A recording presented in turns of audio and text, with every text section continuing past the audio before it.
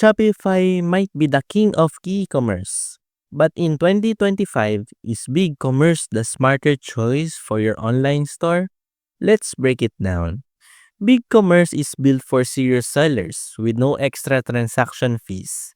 Even you use third-party payment gateways, it includes advanced SEO tools, multi-channeling selling on Amazon, eBay, and social media, plus robust inventory management.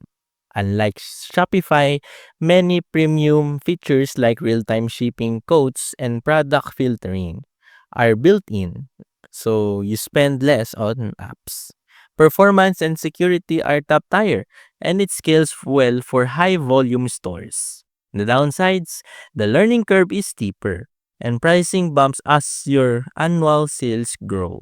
If you're after flexibility and built-in power without relying heavily on plugins, BigCommerce can beat Shopify for larger or fast-growing businesses.